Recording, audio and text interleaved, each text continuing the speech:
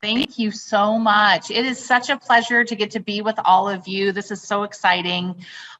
This is one of my very favorite topics. And so when I was talking to Jason and to Dustin about this topic, I was honored to be asked to be a part of this conversation. So what I'm talking about today really is about, how do you create that great culture for your company? What does that really mean?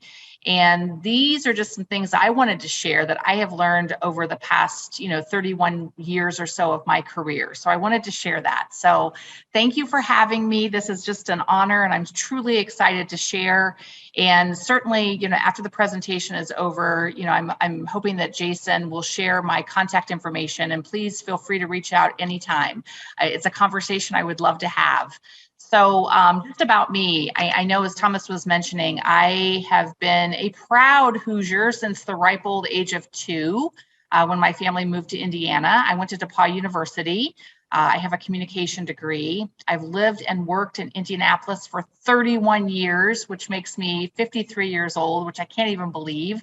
Time has gone by very fast. I married my husband, Dick Oakes, in 1999, and we are the proud parents of Marilyn and Cooper, our fur babies, and those are pictures of them on the screen. So they are Cavalier King Charles Spaniels, and they're just a bundle of love. So, and I believe that culture is everything. It's a huge part of what everybody does. So those are my whys, but culture is a big why too. And so just a little bit about our company. Our company was founded in 1922. As I always like to say, I was not there when we started. Some days it feels like it, but I have been with the company since 1992. So for almost 30 years of the 100 years. So we are all about creating spaces for organizations. We want spaces that really help you to do your very best work and make you want to come to the office, hopefully. So and as Thomas also mentioned, we just became a WBE. So I am now the majority owner of our business, and I also serve as our CEO. And in 2008, I started a company called Choreo, and that means choreographing change in business. And so we work a lot with organizations on their workplace culture and how you transform that in relation to the space. So it's very exciting, and it's been in a journey. I don't know how you all feel about this, but I think when all of us start our career journey, you just never know the twists and turns that it's going to take. And so if somebody would have told me, 30 some years ago that I would have ended up in this industry, I wouldn't have even thought about it. But it's been a fun journey, and I've learned a lot, and excited to get to share with all of you. So this is our slide about being a WBE.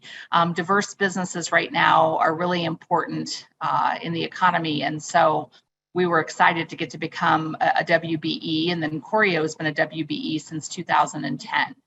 So that's just a little bit about me, but I know this whole phrase that I think Peter Drucker was quoted as saying that culture eats strategy for breakfast. And I just want to know if you've heard that before. And what does this mean? And I've thought about this whole phrase for a long time. And as time goes on, as I get older and as I get farther along in my career, I realize it's so true. Your culture is everything. And I do believe it does eat strategy for breakfast. I think you have to have a great business strategy, a great business plan, but the culture really is what propels that and drives that forward. And so, sometimes people will say, well, is culture just kind of a soft and fuzzy thing? Is it really a business driver? And I say it's absolutely a business driver. I look at culture as really the glue that holds every organization together. And if you think about what culture is, it's really how things get done in your organization. And it's a set of shared beliefs and values and behaviors that your team represents. And it really does drive everything that you do in your organization. And so I know in our business, it's fun because I really do believe that space is one of those things that shapes your behaviors, and your behaviors shape your culture, and your culture drives your business results. So I know in the line of work that I'm in, we're a piece of it, right? We know space is not everything in creating your culture, but we know it has a piece, right? And that's one of the reasons why I have become even more passionate about culture and how that happens in the workplace. So, somebody asked me, is it better to have an intentional culture or one that just happens by chance?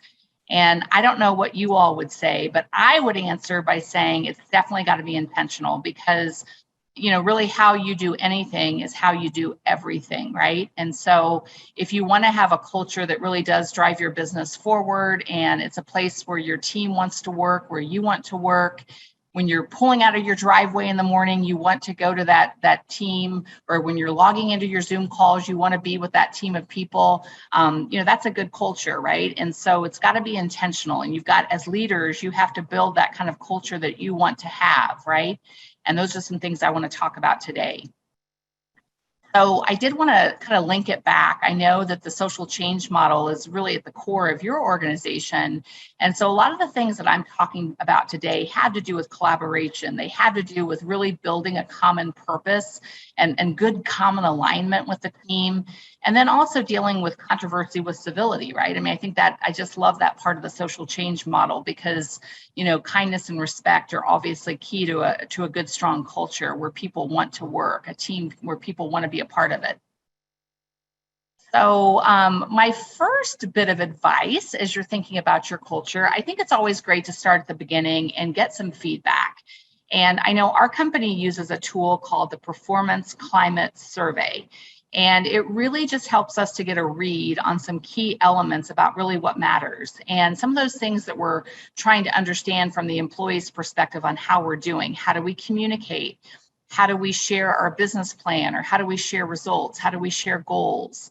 So it's a tool that really helps to measure some of the key things that shape your culture. And it gives you a sense of how your employees think you're doing. And it's really just trying to get their point of view. And I know typically what we do with that information, we use that as a part of a basis of building our business plan and our strategic plan. And so just a great example, I know something that had come up as a part of the culture is really how people are compensated, right? And so I think within our organization, there was a lack of an awareness of how the compensation structure is structured. And so that was something, that can get in the way of having a good culture. If people are not clear on compensation, what are your opportunities for growth and development? So it's those kinds of things. And there are lots of good tools out there to help you to measure your culture. That's just the first step, right? That just gives you a window into what you need to improve, and hopefully also some strategies on how you want to improve that. But I know the organization we work with, it's the Performance Lab, and theirs is called the Performance Climate Survey, the PCS. We are now in our 4th year of doing that, and it's just been a great tool. So like I said, there are lots of tools out there, but that is a really good place to start. Because I would say if you as a leader or your leadership team tries to think about your culture and identify what is the culture and how do you want to make it better, if it's just coming from your lens, right, it's probably not indicative and representative of everything that you should be thinking about if you don't get that feedback. So I'm a big believer in that feedback for sure. I think also it's super important that whole goal setting, right? I mean, I think it's important as you're building goals for your organization with your leaders. What is your big why? Why do you exist? And the goals that you're creating, why do you have those goals? What's the why?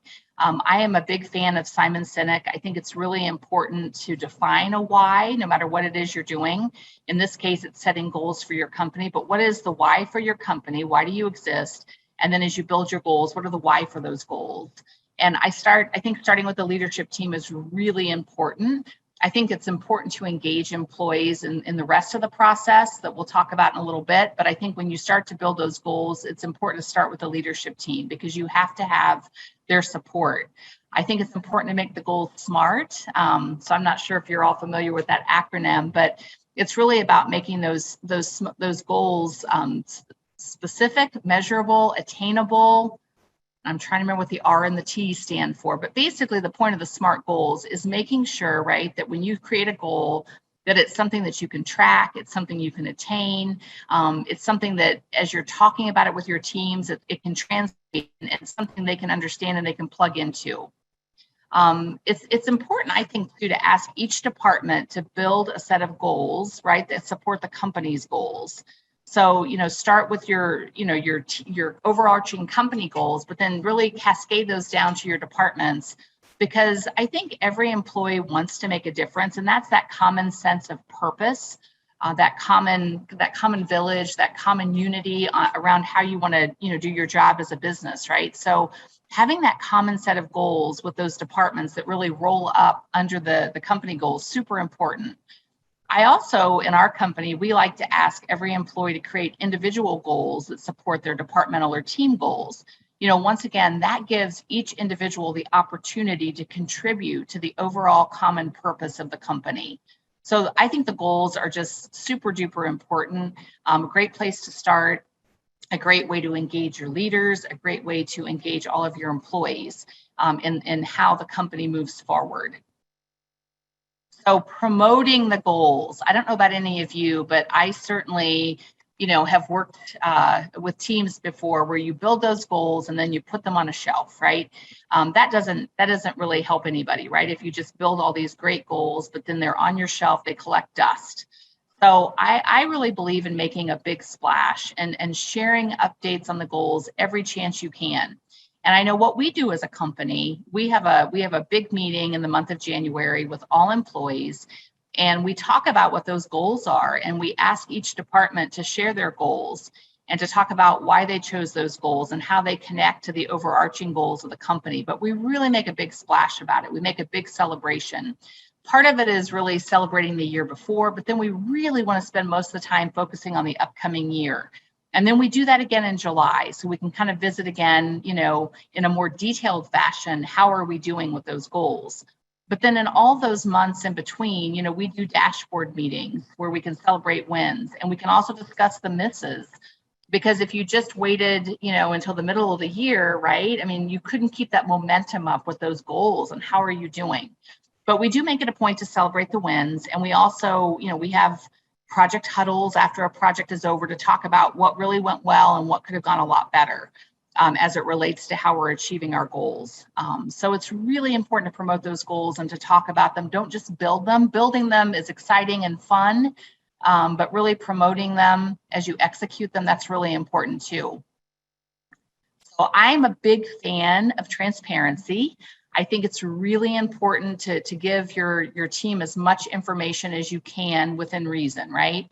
So I like to share company results like profitability. So when we do our two, yearly or twice a year all employee meetings where we're all together and we have a half day meeting, we talk about profitability. When we do our monthly dashboard meetings, we talk about profitability. We talk about our sales goals. We talk about all of our goals.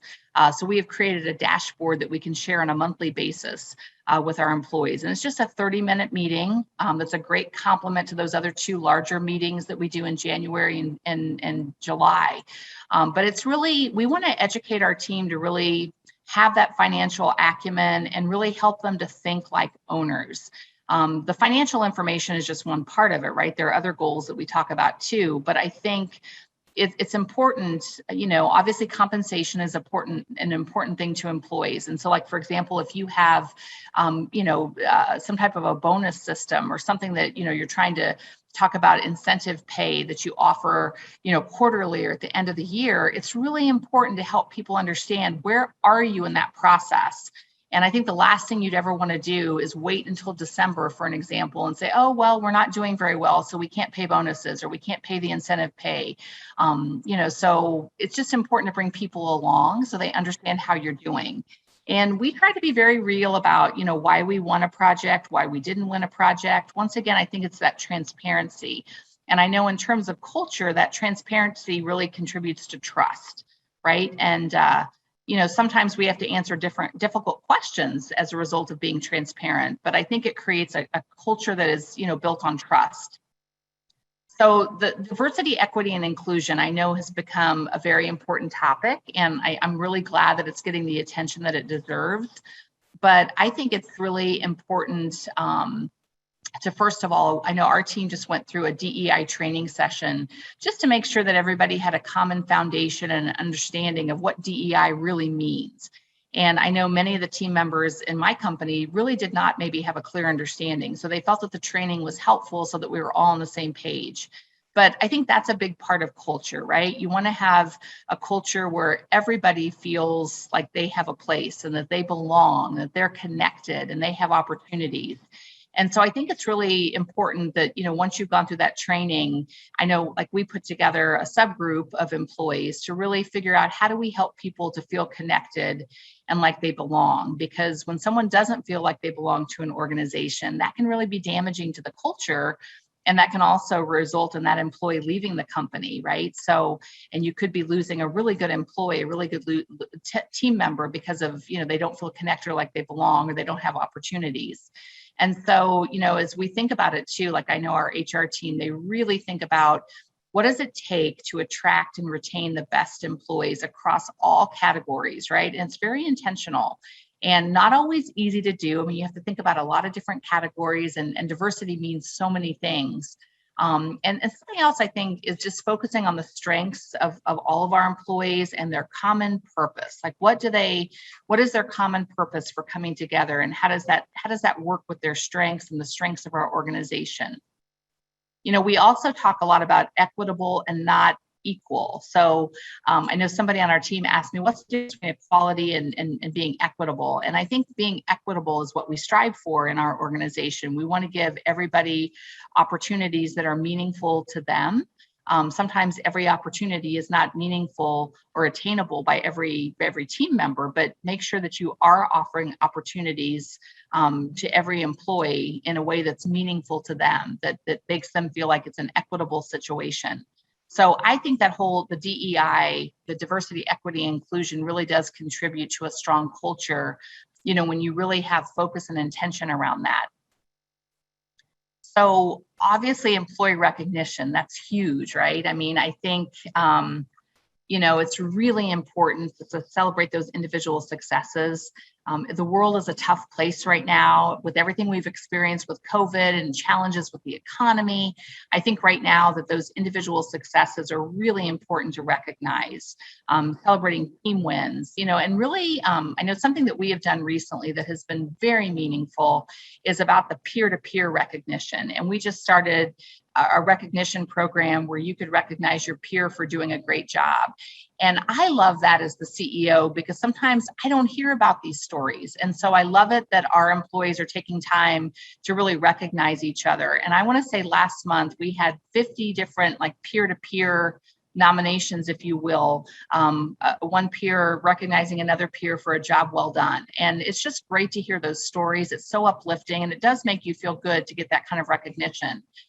Leader to peer, obviously very important, right? There's nothing better than your manager, than your leader, telling you did a great job and thanking you. And, I think it's important to do it day to day. I know we have a quarterly recognition program. We have an annual, like an employee of the year.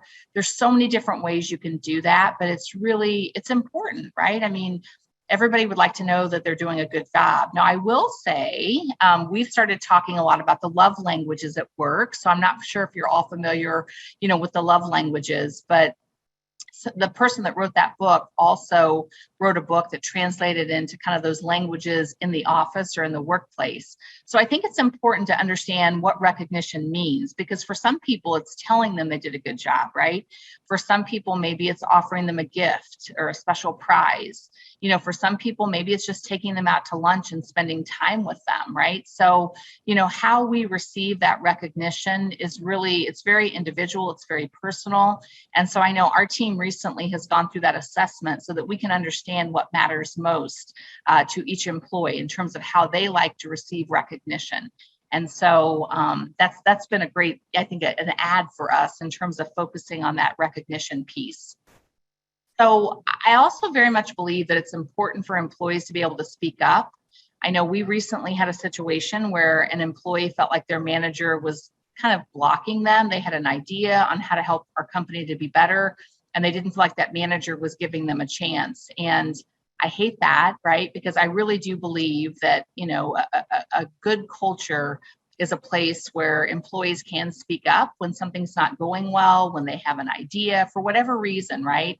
And so, we really have said that, we have to have panels for open dialogue, and we have to have places where people can go if they feel like they're not being heard, or if they need to share something that's troubling to them. And we want our employees to feel like they're being held safe, including all confidential conversations. I mean, this can happen obviously in a traditional form of human resources. It can also happen with leaders. You could even create a separate group of employees that listen to those kinds of concerns and help to coach and counsel on where that should go. But there have to be places where people can speak up, right? I mean, it doesn't matter if it's something, very, very sensitive, like harassment of some sort, some type of disparaging behavior. It's important that we have a place to report that, because that emotional and physical safety are critical. And we want every employee to really feel like they're being held safe and that they can come to work or participate in something at work and feel very safe and very comfortable. So prioritizing respect and kindness, I feel like this should not even be you really shouldn't have to pull this forward, but I think it's important to say it, because I know in our organization, we have decided it's really important to define the behaviors that we really think illustrate respect and kindness, and to really talk about what does that look like, right? What does respect and kindness look and feel like? And that way, if somebody is not behaving in that way, it really gives you that platform to have the conversation about, why a behavior may not be appropriate, right, in terms of your culture.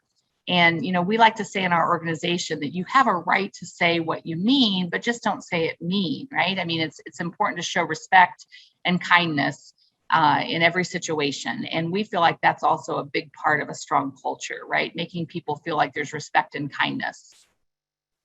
Now, the tricky part is leaders have to model those behaviors, right? Because when you're a leader, everybody's really watching and looking at how you're acting and behaving. And so once you define those behaviors about respect and kindness and what that looks like, leaders have a big role to play in modeling that behavior, right? Because we can't just expect other people to do as we say, but not as we do. So it's important to really model those behaviors. And we like to also reward positive behavior. So when we see somebody that's really demonstrating respect, demonstrating kindness, really living our values. I don't think I talked much about what our values are as a company, but our values are relationships, doing the right thing, and innovation. And so really when it comes down to the relationships or doing the right thing, there's so many ways that you can look at positive behavior that includes respect and kindness and supporting those values. So when we see that, we want to say something about it and really embrace that. I'm a big fan that humor is good, right? We have to have fun because I think when work becomes all work and there's no fun, the culture starts to kind of fall apart then too, right? So we believe that laughter is a very good medicine, and science will tell you that it is a good stress reliever, right? So laughter is a very good thing, and we try to infuse that in any way we can. I know we have a weekly newsletter that goes out, and we purposely put in there some funny memes, funny stories, funny photographs, just things that can make people smile and laugh. I know that sounds so simple and so basic, but it really does make a difference, right? And so like for an example, tomorrow we have our dress up Halloween costume day. And I know that's going to evoke, I'm sure, a lot of laughter, a lot of fun, but that laughter and that fun brings people together as a community, and it helps you to feel connected to one another. So we really do believe that humor is good. Be flexible. I think I always thought I was a pretty flexible person. And then I got into COVID and I realized I had to take the flexibility to a whole nother level. And so the first part about flexibility I learned as we were going through COVID as an organization and as people were working from home, we just really had to think about the unique strengths and areas for development in every employee, right? Because everybody's a little bit different. Everybody learns differently. Everybody grows at a different rate. Everybody communicates differently. So we had to think about flexibility, especially when we could not be together. And we wanted to try to meet employees where they were in terms of how they learn and how they work. And, obviously some people were at home because they had to care for a parent or a child, or they had other unique circumstances. So we really had to try to meet people where they were. And now as they're coming back to the office, we still have to try to meet them where they are and really try to be flexible. And I have found that is one of the things that we've really learned and benefited from in terms of COVID, right? I think we always thought we were a pretty flexible organization, and we learned a lot of lessons about the value of being flexible and how that's important post-COVID, right? How you have to maintain that flexibility, because I think ultimately as adults, right, we want flexibility. We want some choice and control. We want some autonomy. We want that flexibility to be who we are and to show up how we are.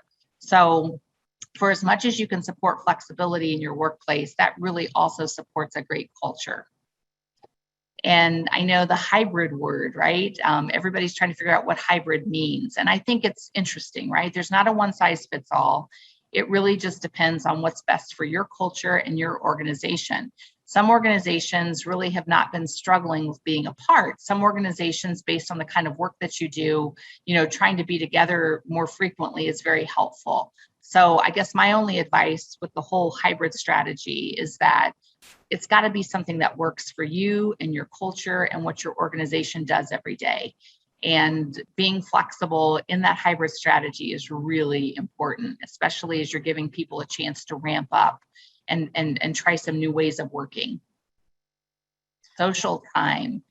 Like I said, tomorrow we have all kinds of festivities planned, to really bring us together as a team, which feels really good since we've been apart so much in the past 18 months. But, I have found, once again, that having fun, it really does matter. And it helps to solidify your culture when you get to spend time together as people, as human beings. I know there's been a lot of studies and research that says if you have a best friend or a core group of friends at work, you're going to have a more enjoyable experience and you're going to be more engaged in your culture. And so that just builds a stronger culture when you have people that are connected and that like to be together and have fun together. I know we do a weekly cocktail hour. We call that Wind Down Wednesdays. We do monthly breakfasts and lunches that are hosted by different teams every month. We do team building outings. We've also gotten into the habit over the past several years of volunteering together. We created a giving council so that our employees have that voice in how we are charitable. And that's definitely turned into some good social time when we get to volunteer together and do, fun things as volunteers. But that social time, it just cannot be, even not just special events, but just really every day.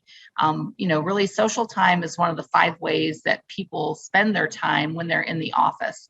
And you just can't underestimate the power of building human connections through social activities. That really does lead to stronger work relationships when people are friends. People breaks. It's so important. It's so easy to say, well, I'm going to skip taking my vacation. I'm too busy, right? Or I'm not going to take time off because I'm too busy. So, we really reward people for taking paid time off. We think it's really important to rejuvenate yourself. We also encourage people to take breaks throughout the day. When it's nice outside, we have a nice outdoor area where people can go to get some rejuvenation time. But taking those breaks really helps. I think it helps people to be sharper, more mentally focused, and just to feel better. It's just a better feeling. So those breaks are important. I know some organizations encourage people working through their lunch. We do have people sometimes that do that, but we also, we've created a great space where people can come and have their lunch break and that social time that we talked about earlier. But the lunch breaks are really important too, just once again, to give people a chance to connect with other people and just to take a break, right? So that you're not mentally zapped by the end of the day. So I know we've also in the past offered some exercise classes like yoga and Pilates. We had a coach that came in and helped us with meditation, which I thought was a really good thing. So I'm a big believer in meditation. I think it's a great way to start your day and maybe even infuse some meditation throughout the afternoon if you can. But I think it's those kinds of things that just help people to feel like you're invested in them and that they really do matter to your organization and that they're a strong part of your culture. I'm a big believer in one-on-ones, right, with leaders. And I think it's a great opportunity for the people that report directly to me. I love the one-on-ones because it gives us that opportunity to really talk about what is going well. Like, what do they think is really going well? What goals are they crushing? Really what are the strong highlights in their journey right now? But I also like to find out what challenges exist because I feel like part of my role as a leader is to remove the barriers that my employees might come up against. So I like to understand what challenges exist and what barriers can I help to remove, or can I coach them on maybe how to remove. So it's a great time to really brainstorm about that. And once again, build that connection as two human beings with a common purpose, a common cause. And I also like to ask the question about really where do you want to go in terms of personal growth and development?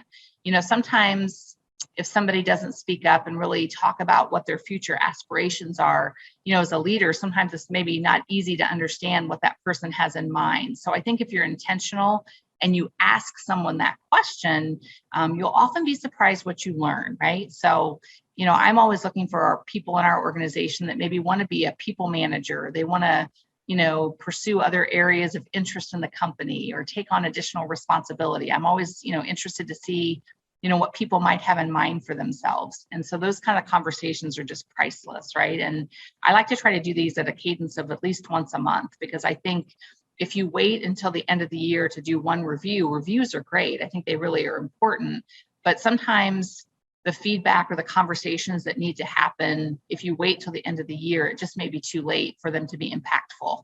So I'm a big fan of those frequent one-on-ones. So this is one I'm very passionate about too, that we talk a lot about. Do you have the right people on the bus, and are they in the right seat? So we talk a lot about the BAT theory, and the B stands for behaviors, the A is attitude, and the T is technique. And so if somebody has a behavior, for an example, they run late to their meetings, that's probably a behavior that you can coach. If somebody's having a challenge with learning Microsoft Excel, that's a technique, and that's something that they can learn most likely. If they have some training or some guidance or support, they can learn.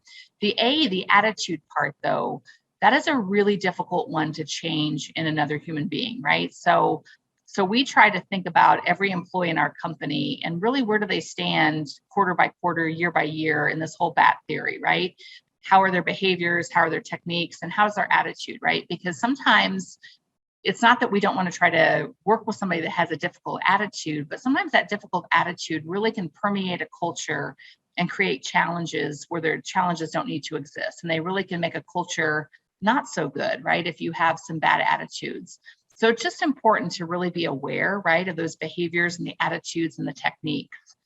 And, we always like to think about too, is an employee a good values match? Like I mentioned, we value doing the right thing, we value relationships, and we value innovation, right? So, I think an employee is going to be happier in your company if they feel like they really can support the values of that organization. And if those values don't line up with their values, it's not that that's a bad thing necessarily, but they probably are not going to feel connected to the organization. They may be even feeling disengaged, and it may not be a good fit for them or for the company. So I think it's just really good to be aware of what are your company values and see how that, really does line up with your employees. We always have a saying to calling it own your 50, right? And I'm a big believer that in every situation, you have at least 50% of the accountability. So we call that owning your 50. We work with a great coach, and that's what she has taught us through the years, that, really the strength of a good culture is when your employees can own their 50, when they can think about a situation and ask themselves the question, what could I have done differently? How did I contribute? Because I think if you're always expecting the other person to change their behavior or change what they're doing, you're probably going to get frustrated, right? So we believe in owning your 50, and we think that helps with a strong culture. We also believe in, I believe in learning and development. And once again, I think it starts with an assessment. So we like to ask our employees, really what are the learning needs within the organization, within each team, for each individual. It's important to really understand from the employee's perspective, once again, where are those learning gaps? Where do people need to learn and grow and develop? So we encourage, that each employee has a personal training plan that their leader or their manager would work on with them. We've just engaged with an online training platform that we love, and that's been a big win so far. We also like to leverage internal subject matter experts, SMEs. We have somebody in our organization that is a Microsoft Excel whiz. And so when we have an employee that really wants to learn more about Excel, we leverage him because he's a great resource.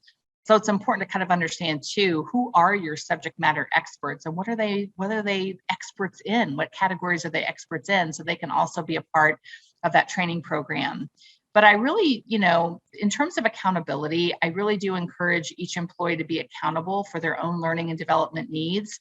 That's not to say that the organization can't support them or help them, but I think it's important that they own that plan. They own what they want to learn more about and how they want to grow, and then we can partner together on how they get there. But having them own it and have that accountability, that culture of accountability is really important too. And this is a way that it really shows up with that learning and development. So I guess, those are kind of my tips, right? But probably one of my biggest tips about culture, sometimes organizations make the assumption that human resources really, they have to be the ones really to own the cultural efforts of a company.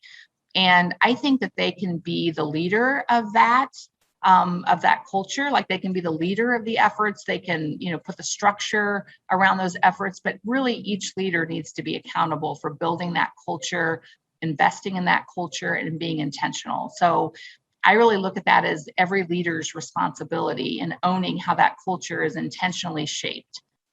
Even like I said, if HR is the owner of the infrastructure, each leader has to be accountable for how that culture grows and develops. I think that's a common mistake that can happen. It can be delegated to HR when really every leader has that responsibility.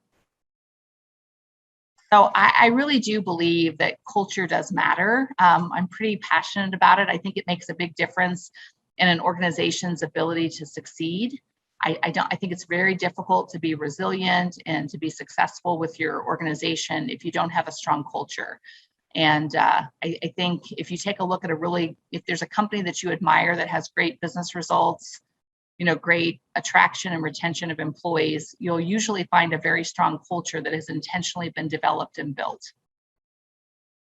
So those are some of my basic tips about culture and how do you build a great culture. So I just want to thank you again for having me.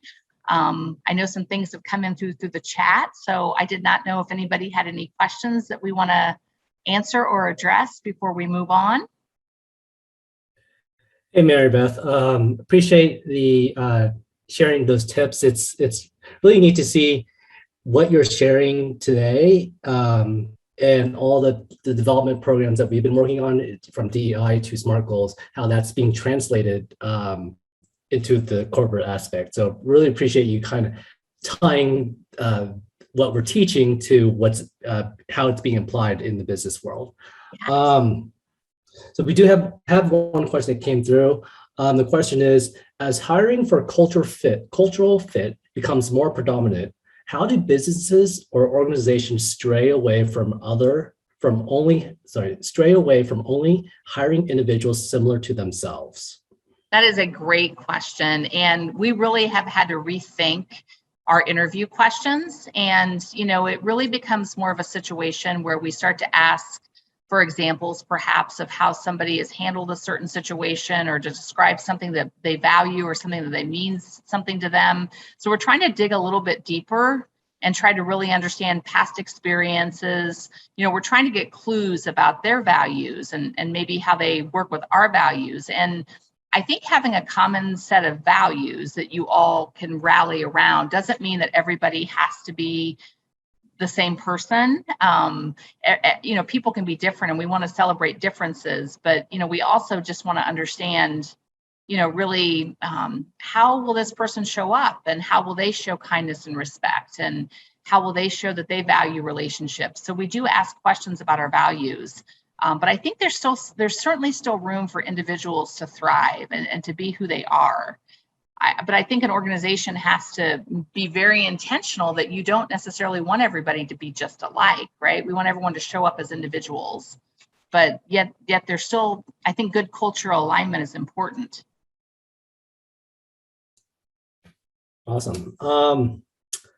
So for our student members that are graduating or looking to apply for their first job or go into the interviewing process, and as the corporate world kind of shift into more of a hybrid approach, what are some tips that you would want to share with our student members? About the hybrid strategies? Mm-hmm. Yes. Yeah. Well, I think, so I don't know if you mean like when someone's interviewing, like, can you clarify maybe what that means, like what your question is again? Yep. So as students are trying to interviewing on what their best fit is, their cultural fit, right? Yes. One of the big plays or the big things that do come up is the hybrid approach. You know, are they in Yes. person, or remote, or is it hybrid? So how do they know what fits them and if the company fits them in more of the work environment? That is a great question. So I guess, it really starts with having some awareness of what are your needs, right? And so, if you tend to be a person that really thrives on human energy and human interaction, and if you're a super collaborative person and that in-person human, that face-to-face energy really drives you, I would definitely look for opportunities where you at least can be together part of the time. I don't believe I believe for at least the next several years, we're going to have a hybrid strategy happening. So I think it's fair to ask questions about, what does that hybrid strategy look like for that company that you're interviewing with? I think it's a very valid question. There are some organizations that can still work primarily remotely based on the type of work that they do. But, for some people, that type of a work situation can be very isolating. So I think it starts about knowing yourself, knowing where you're most comfortable, and really asking those kinds of questions about what the hybrid strategy looks like for that company. Because you would hate to, for an example, go to work for a company where you're going to be remote all the time when you know that you need human contact to be able to do your best work, right? So I think it's just about knowing who you are and being realistic about what you need. All right, Mary Beth, thank you for your time and sharing some of the best business practices and leaderships that you are, leadership content that you are going through with your role. Thank you all.